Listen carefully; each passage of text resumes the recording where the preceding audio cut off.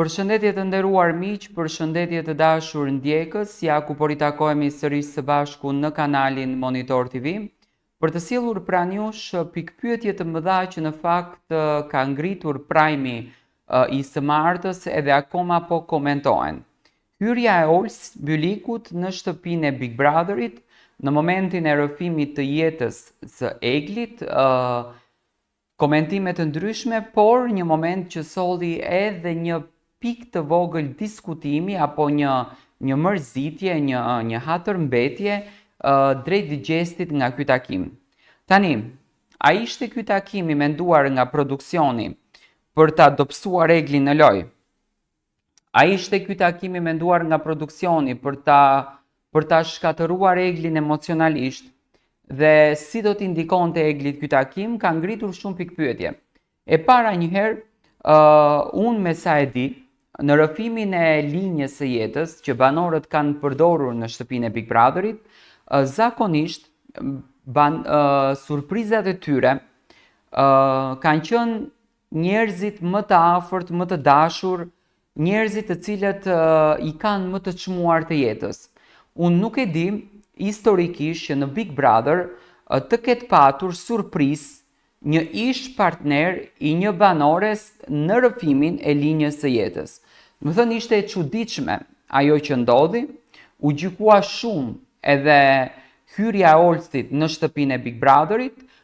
kur ju e dini shumë bukur që Ols Byliku para një viti ka patur problem serios me Top Channelin, ka patur dhe padi, do me thënë nga Top Channel që ai vet e ka treguar në Instagramin e tij që i kanë marrë lekë etj. Do me thënë, nga kjo armiqësia që kishin krijuar, u shndëruan në një miqësi, në një natë ku dëshironin që t'i bëjnë Eglit një surprizë, ku Egli tashmë vazhdon të jetë e lidhur me gjestin. Do me thënë, çuditërisht jam pak i befasuar nga qëndrimet e një artistit i cili doli publikisht edhe ofendoi këtë media, tregoi që kjo media e ka kërcënuar, e ka përdorur, e ka përulur, do me thënë doli çuditërisht nga Big Brother që edhe ai vetë u befasua se si doli nga Big Brother dhe tani Ols Byliku shkon bëhet pjesë e një surprize për të surprizuar Eglin në rrëfimin e linjës së jetës së saj. Do me thënë, përzgjidhet si njeriu më i çmuar i jetës së Eglit, sepse në rrëfimin e jetës të Danjës ishte Vita, nëna e Danjës, personi që ka arritur, ka investuar, ka treguar një dashuri të madhe për të bijën e vet, që në fakt edhe nuk e ka bi dhe babai i saj. Do me thënë, njerëzit më të çmuar të jetës. Në surprizën në rrëfimin e linjës të jetës së gjestit ishin dy prindërit e tij. Do me thënë, tek të gjithë banorët kanë qenë prindër, motër, vëlla, ndërsa tek Egli Tako, për herë të parë në historinë e Big Brotherit, futet ish i dashuri. Tani me të drejtë publiku ka të mendoj se mos vallë kjo gjë bëhet për të lënduar gjestin dhe për të shkatruar çiftin e tyre. Mos vallë kjo gjë bëhet sepse produksioni do akoma të përfiton nga klikimet që ndodhin kur gjesti dhe Egli kanë zënka. Mos vallë kjo gjë ndodhen për të ulur gjestin në lojë sepse duheshte patjetër të zgjidhet finalist Laerti. Do të thënë, ka shumë pikpyetje që publiku i bën me të drejtë këto pyetjet për faktin se çfarë po ndodhen në këtë reality show. Ka nga ato që thonë që Egli duheshte të largohet dhe mos ta pranoj fare këtë surprizë. Unë nuk jam i këtij mendimi, sepse derisa Olsi ka marrë vendimin që të del publikisht po në këtë shtëpi, po në këtë spektakël, ku ai do me thënë është larguar para një viti pa arsye dhe sot e kësaj dite po ta pyesësh ai nuk e di arsyen pse është larguar dhe shkon në një spektakël, në asnjë mënyrë Egli nuk do të largoheshte dhe në asnjë mënyrë Egli nuk do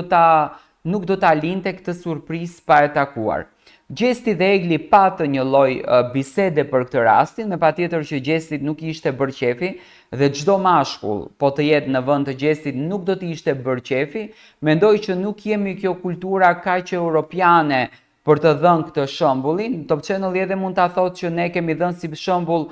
për një edukat të mirë, për një kulturë të mirë, për një solidaritet në këto ditë ku të dashurit vrasin të dashurat e tyre nëse ato kërkojnë të ndahen, mund ta lidhin domethënë me të gjitha historitë dhe në qoftë se është ky mesazh, është një mesazh shumë i bukur, për këtë e mbështes, por në momentin në të cilën u bë ky takimi, ishte një takim i cili tregoi pak edhe një prapavi që nuk u komentua bukur. Në Instagramin e Eglit nuk ka asnjë video të postuar nga takimi i Olsit me Eglin. Zakonisht ka patur, kur ka patur Egli takim me motrën e saj, ka patur shumë video, shumë story nga fansat të cilët e mbështesnin, por çuditërisht nga ky takim nuk ka patur asnjë lloj postimi në Instagramin e Eglit. Kjo nuk kupton që edhe familjarët e Eglit janë ndjerë tepër të prekur nga kjo ngjarje dhe nga ky moment që ka ndodhur. Për faktin sepse për ato çuditërisht ka qenë e papritur që Ols Byliku të shkojë në Big Brother dhe të vizitojë ishin e saj. Se edhe familjet shqiptare besoj që nuk e tolerojnë këtë fenomenin, është pak i çiksi e rënd. Por gjithsesi, gjesti arriti që të kontrolloj veten, nuk pati një lloj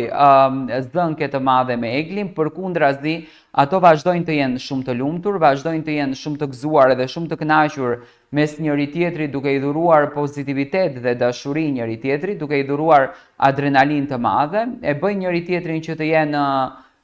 në fokus dhe kjo gjë nuk ndikoi për të shkatëruar këtë marrëdhënien, edhe pse mund të ishte me një tendencë, gjithmonë domethënë e lëm në pikpyetje,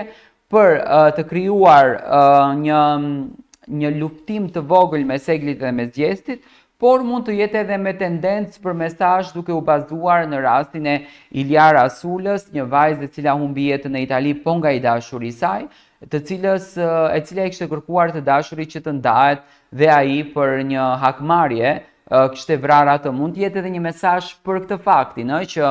le të tregojmë një edukat qytetare, le të tregojmë një njerëz të fantastik në momentin kur ne do t'i japim fund një lidhjes, dhe jo një lidhje të përfundon me gjithçka të keqe, se në fund të ditës, do me thanë Olsi edhe Egli kujtonin më të mirat e asaj lidhje dhe në fakt kështu duhet të jetë çdo çift, që të kujtojnë më të mirat e një lidhje se cila ka përfunduar, dhe jo të kujtojnë më të këqijat edhe të ofendojnë njëri tjetrin në gjuhën më të ulët, kurse deri dje i kanë thënë fjalët më të bukura njëri tjetrit. Mendoj që kjo ka qenë i gjithë mesazhi, por publiku me patjetër ka të drejtë që të merret me tendencën që mund të ishte një provokim për çiftin, mund të ishte një provokim për Gjestin, pasi që Olsi nuk e përmendi fare emrin e Gjestit dhe këtu u tregua edhe një tip lloj xhelozie.